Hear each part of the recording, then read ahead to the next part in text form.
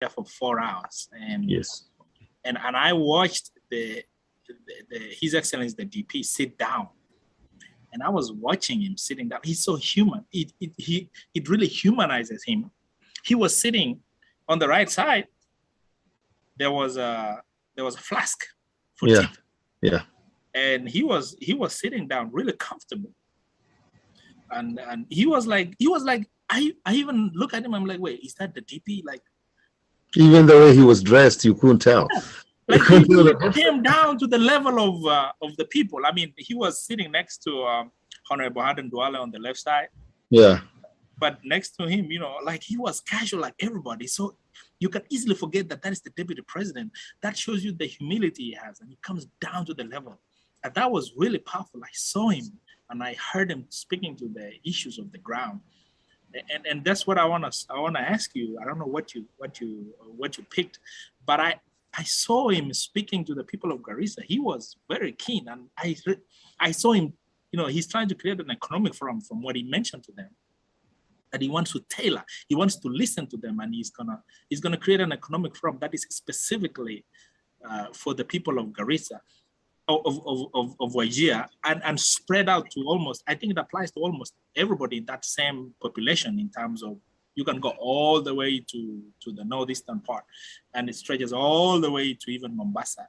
Those pastoralist areas. But what do you have? Did you hear something that is very unique about those people? Their problems. So yeah, the people from Wajir actually mentioned about the security. They mentioned about the education.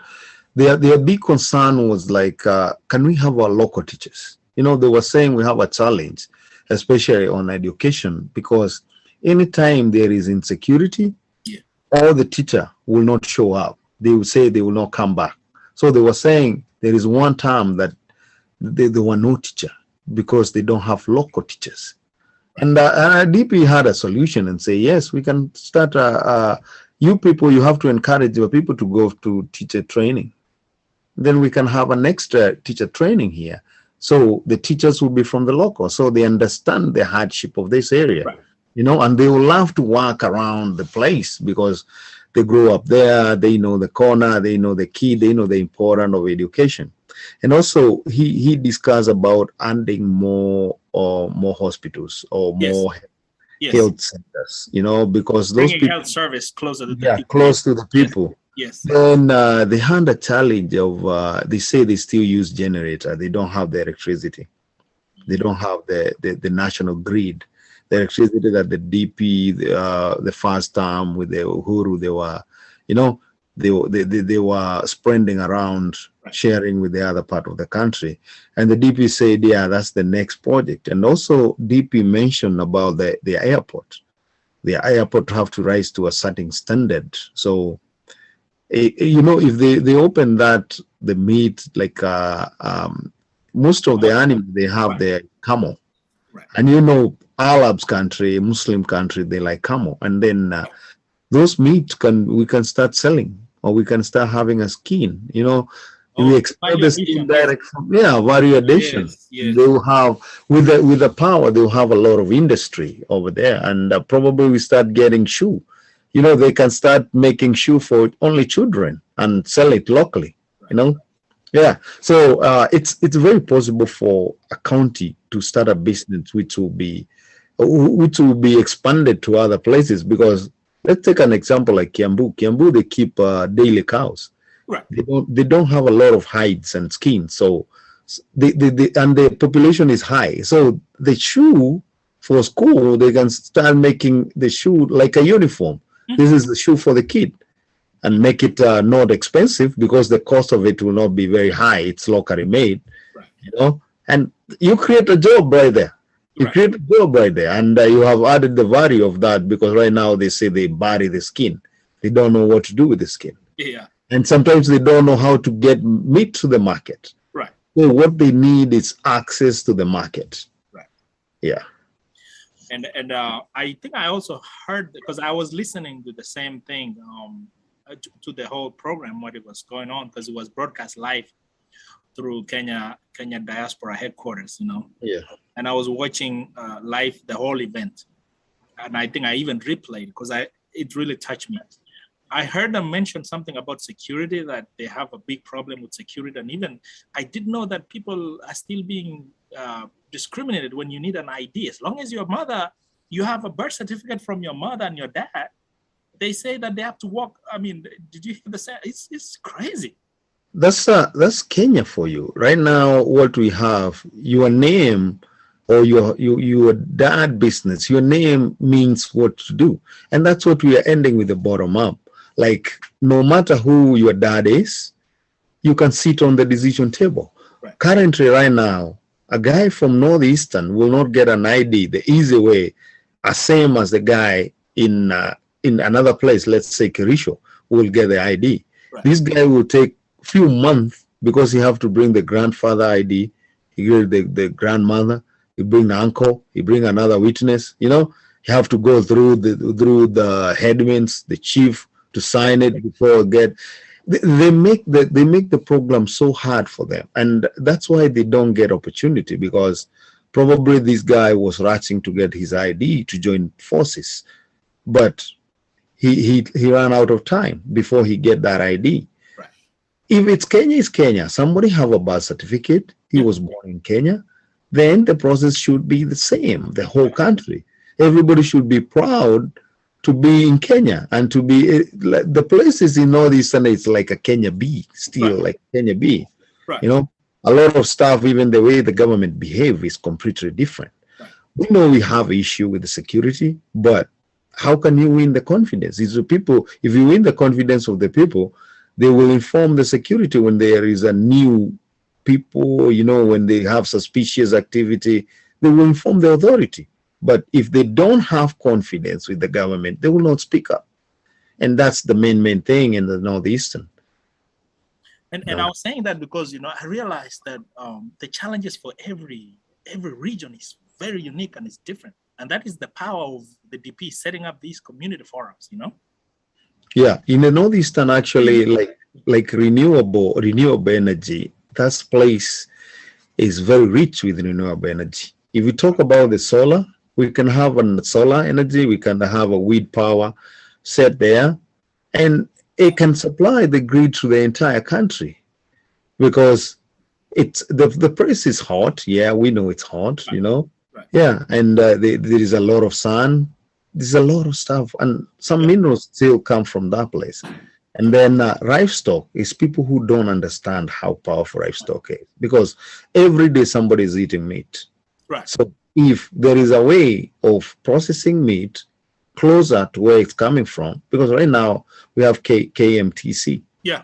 Is Kenya it Meat, yes. Kenya Meat Commission? Yes. It's Nairobi at the reef, I think. So Yeah. transport somebody from Northeastern to bring the meat all the way to Nairobi, Yeah.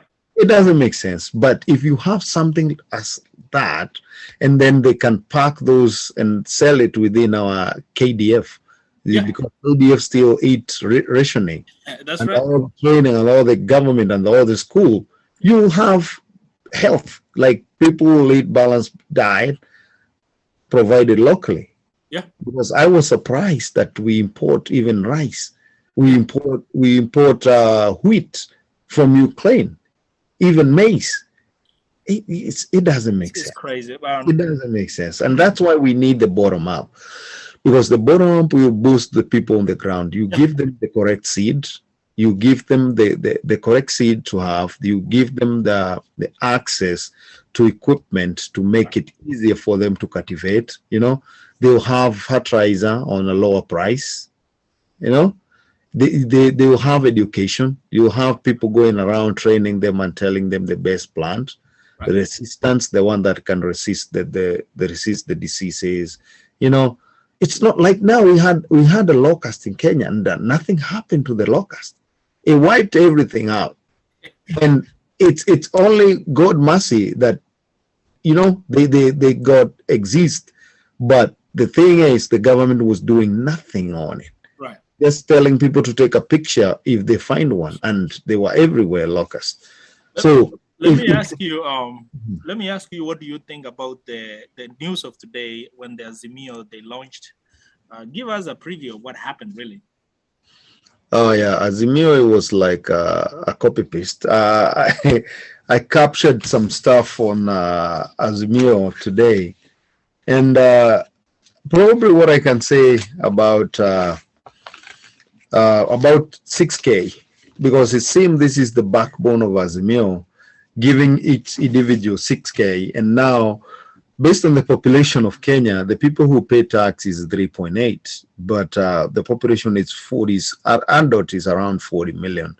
So, but according to Azimio, it's only 2 million people who need money. That doesn't make sense because the poverty percentage right now is 67. So even if we say half of those people, they actually in dire need of this money, that would be around 30%.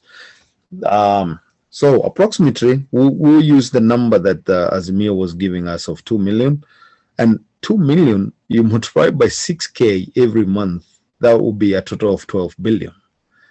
12 billion every month. And then if you multiply that within a year, it will be 144 billion. Where is this money coming from? There is no source of this money. Right now, we are servicing the loan, more money. The loan, the gap we have on our budget, we are getting more loan. We want to raise our debit ceiling, you know. So I don't think this is achievable at all. And probably they need to sit down and recalculate again and see how long will they give out this money. And after you get that money, what are you doing with it? Because if you keep on giving somebody money, he's sure he'll get that money, so he won't do something else to make more. And also, the funny thing was, I think we are creating job. The challenge in Kenya, it is the economy. So we need to create job to have more taxes, you know, more taxpayer back home. But do we have them? No, right now. So that's what we need to concentrate it. But what is Azimio saying? They are wiping out the mitumba. So wiping out the mitumba, you are losing around 18 billion on the taxes, and that one you lose 2 million workforce, the people who work in the mitumba. And actually, this didn't surprise me. Why we have fire burning Gikomba frequently? It seems this is something planned by Azimio. They have been doing it, burning down Gikomba frequently after a few months, you know. But based on the population, it's very fake. I don't think it will hold water at all. And also, in addition, they mentioned about the manufacturing of the metal, like something like steel. We don't have the steel ore in Kenya. Oh yeah, we don't. So the raw material more expensive than us manufacturing it. So if we are importing raw material, bringing it to Kenya, and then try to make it manufacture in Kenya, you are not lowering the cost. Right. Yeah, you're not lowering the cost. You are promoting the other places. So we have a lot of stuff that we have the raw material locally available. Why can't we concentrate on that? We have minerals. We have petroleum in Turkana. We have some basin over there. Why are we not talking about refining that petrol and diesel, petroleum, and then sell to neighboring country or use it locally? Yeah. You know, some stuff doesn't make sense. It's like it was a copy paste from a different country which produced those metal stuff. Yeah. Then also I had them talking about electrical cars. What do we have for electrical cars? Yeah. How can we assemble those stuff if we don't even have a capability? Yeah. You know, we don't have even capability. And then they also mentioned a lot of foreign experts. I think Kenya have a lot of experts. Kenya right now have a lot of educated personnel. So I don't know why we should be looting to get people from outside to come and work in Kenya. The other thing he was promoting is single mother. Not every single mother is a poor mother. Actually, there is a lot of single mother which are very rich in Kenya, and they're doing very, very well. So to generalize and say there is some money for single mother, it doesn't make any sense. So I think that was ill advice. And he also, on most of the stuff, he talked about the wildlife. That one showed like a copy paste, because on the wildlife, the only animal he was concerned with, or the Azimio are concerned with, is only elephant. Elephant are not the only endangered species in Kenya. So what does that tell you? It tells you they copied from one of the other country which does not have other animals, and the endangered species is a elephant. That's why on their manifesto they're only talking about ivory. And we know Kenya, we have white rhinos, we have the black rhinos, endangered. So nobody is protecting them. We are only talking about the ivory. What about the leopard skin? What about lion teeth? You know, and then the other thing was they're talking about tracing those animals. You know, we do have that. Actually, even the private farm have GPS to track the animals, to track the endangered species animals. So I didn't see anything new actually on this manifesto, apart from copy and what they have been listening us saying. But the thing is, our manifesto will be ready after we're done with the data of 47 counties, and we'll have the best, because they were rushing. They knew they were copying what we have been saying. They didn't have the idea, and that's why they were rushing to run their manifesto before us, so that they can say we are copying them. But when we bring our manifesto, it will show the source of money, how we'll fund this project, the KPI, how long will this project take, you know? Yeah, what benefit we'll get from this project. So they will see a very defined and specific of every county manifesto. Yeah. And Chairman, I think I read it through also. I didn't read everything. I know you are a very detailed person, so I know you went through everything, but the few things I saw, it was suggestions. We are going to recommend, we are going to propose. They even say we are going to direct the parliament. Yeah. Yeah, man, it's I don't know. Is it something doable to direct the parliament as an executive? No. We have 3 arms of government. So we have executive, we have parliament, and we have judiciary. Yeah. But this one is telling you you're bringing a dictator. Because right now the problem we have, it's like Uhuru was trying to do the same. He was trying to direct all 3 arms of government. So Raila right now is a student of Uhuru. He will continue with the mess that Uhuru had. He doesn't have any other idea. And actually, I think everything was done under Uhuru's supervision, because he's the chairman of Azimio, actually. So nothing new. We have seen Uhuru disobeying a lot of court orders. You know, we have seen them starting BBI knowing, well advised, that it's against the law. They went ahead and do it. We have seen the Azimio candidate taking an oath as a president and calling himself a people's president, and then meet the president, the sitting president, who was supposed to defend the constitution, and this is to make a joke in front of him, saying, "I'm people president and you are the president of Kenya," you know. So this is a continuation. They don't obey the constitution. They think the law is made for the poor person, not for them. Because an ordinary person break a law, steal a chicken, he end up in jail for 7 years. 7 years. This is somebody who is taking an oath and saying, "I'm a commander-in-chief." What happened? Nothing. He's free. He actually get promoted and given a half of the government. So he's also talking about reducing the price of fertilizer. Yes. So if you remember, they were saying they have already reduced the price of fertilizer. The agriculture minister was there. He said we'll reduce it to 2,500. So currently it's 6,000. So they lie and they don't remember what they write. You know, because that's telling you he have been, I think, or what do you call it, catwalking in the ministry. He haven't done anything, and he have been lying to people he have doing anything. Yeah, nothing achievable. Then value added. You know, value added is something that we have been talking about. Right. you know. And the contrast today, Chairman, I noticed, okay, His Excellency the DP was in Wajir today, speaking to the less populated places, which is the BBI was completely disenfranchising them in terms of resource allocation.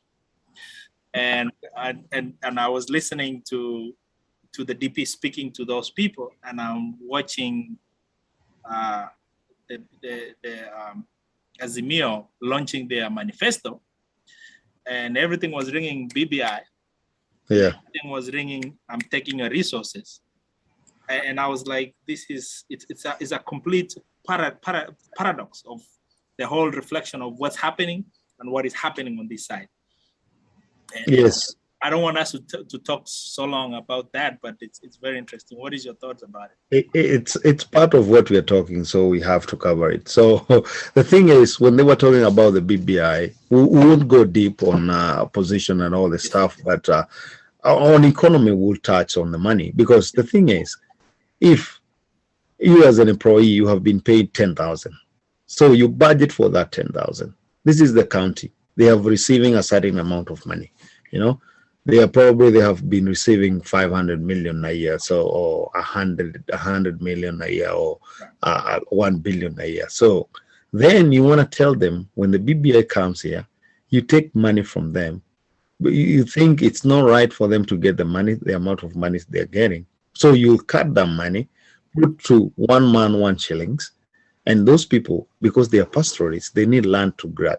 Right. They need land to graze. So they do it, and that make their area less developed, because they are sparsely populated.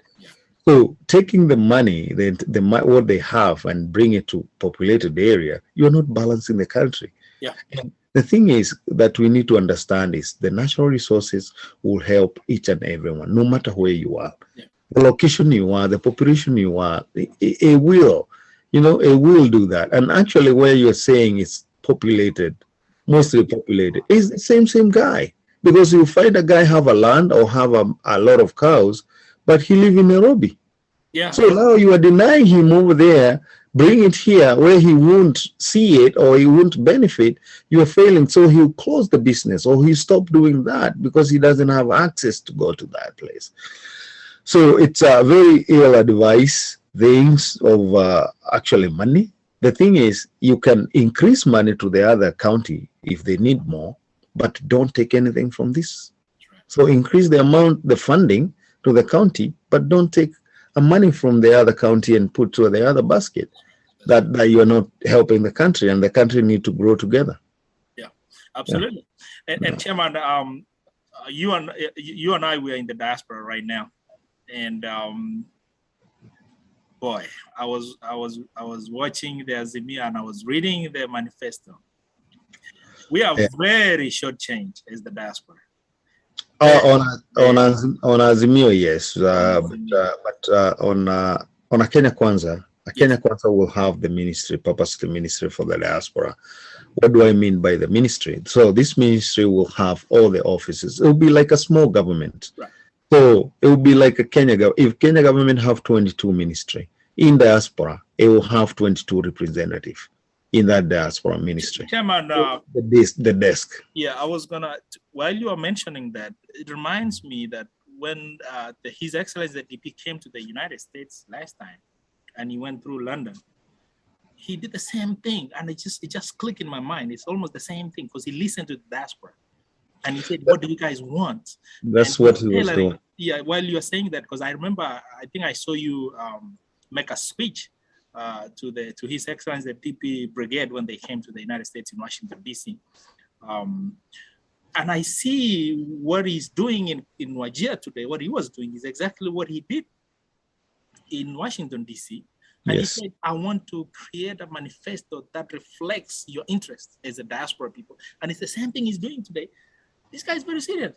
Oh yeah, he's very, very serious. And actually, we had a proposal, and we handed the proposal to him, and he know what's going through. And we still have another business forum, which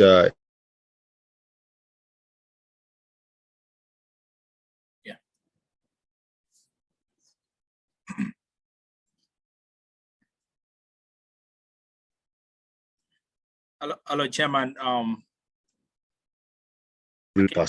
Yes, go ahead. I can hear you now. Sorry, I lost you for a second. Yes. Yeah. So what I was saying is, we know there is a plan for us to have the business forum. Yes. Or a business charter for the diaspora, right. Even if it will be done through Zoom, but people will have, they'll address their issue. We did it. We corrected our issue and we had a proposal, which he